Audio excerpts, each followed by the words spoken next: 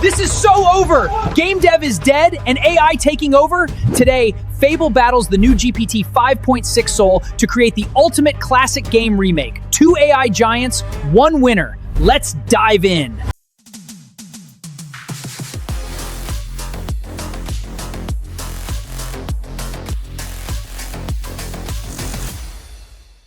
All right, we're putting the best LLMs on the market head-to-head to see which one can vibe code the best remake of the best classic games we all loved in the 90s. All right, the first challenge is to make a remake of the classic RTS game called Z from 1996 by the Bitmap Brothers.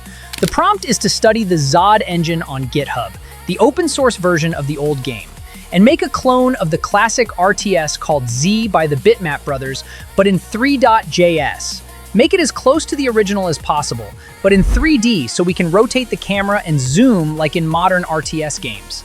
The levels should be the same, with the same robots, tanks, and so on. Make it as close to the original as possible in gameplay and mechanics, but visually in beautiful, stylish 3D with Three.js.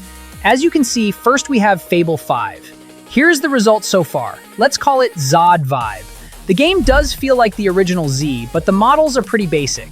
You can see the basic mechanics work well. We have grunts running around, capturing flags and territories. They can capture jeeps, tanks, and guns. The whole gameplay is well polished, fast, dynamic, and it works. There are many levels, but they don't feel like the original Z. The game is much faster and feels like a different game.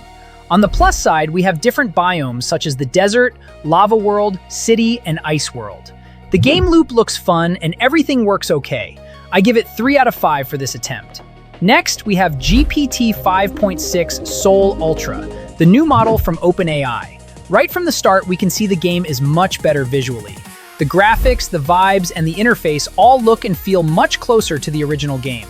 The game loop somewhat works, but the battles are slow, boring, and far from the original Z style. The destruction of the enemy fort did not work, and capturing empty vehicles is also not working. On the plus side, the graphics are much better, though the FPS is not great, and we have different maps that look like original Z maps. However, units go through water and rocks, there is no pathfinding, and so on. Bottom line, it seems GPT used all its credits trying to make the graphics and did not put much effort into the gameplay, while Anthropic's Fable spent all its effort on gameplay and did not really care much about graphics. Which approach looks better to you guys? Let me know in the comments. And finally, I decided to celebrate the Stronghold 4 release with a quick vibe-coded remake of the original Stronghold game. Here we have a tower defense vibe-coding version. We can build swordsmen, archers, and towers, and defend our castle from ongoing waves of enemies. We have day and night changes, and the graphics and game mechanics all look good and work, especially for a one-shot generation. And of course, I couldn't help myself, so I also vibe-coded a remake of the classic Doom game. The AI called it Riftfall, and this version was made with GPT-5.6 Sol Ultra. It spent all my credits, but honestly, it was worth it. The game is super fun and addictive.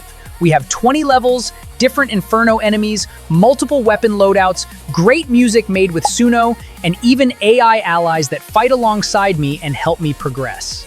So what do you think, guys? Is indie game development dead, and is AI taking over game development? Let me know what we should vibe code next, and don't forget to subscribe. See ya!